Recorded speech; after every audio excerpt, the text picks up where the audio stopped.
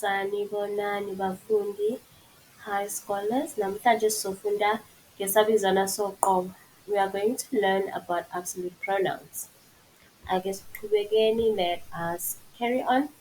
Okay, for you to decide which absolute pronoun or which pronoun you're gonna use, you will have to look at izivumelwano or imvumelwano, which is the agreement or the subject agreement in the sentence. So if the agreement is u, then you're going to use yena.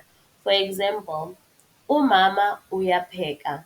Umama is my subject, u is the agreement for umama, and then I put in a verb. So I will change umama and put yena.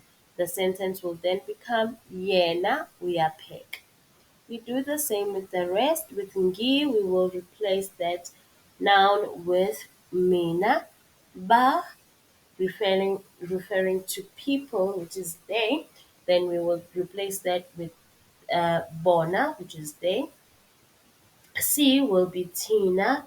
Ni is Nina. Z, Zona. Li will be replaced with Lona. If the agreement is u, we will then replace the noun with wena. Z would be zona, ku, kona. Li will be your lona. Z is zona. Bu will be bona. This bona refers to an object, not necessarily people.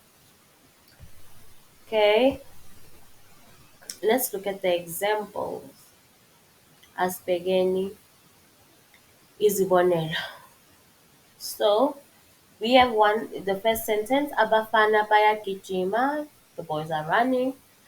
Because the agreement is ba, they, just before yagijima, ba is the agreement for abafana, we then use bona. The sentence will become bona bayagijima.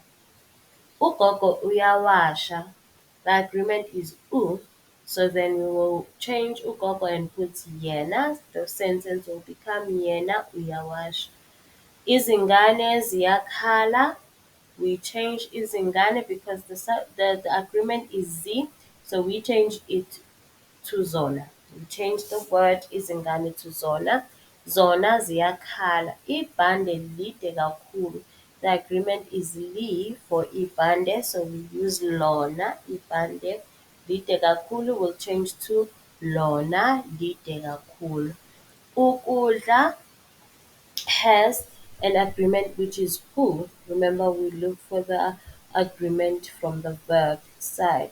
So ukudla kwami kuyabanda. That ku is agreement for ukudla. Then we are going to use kona. The sentence will become kona kwami kuyabanda. I hope you understood. Salani kahle bafundi.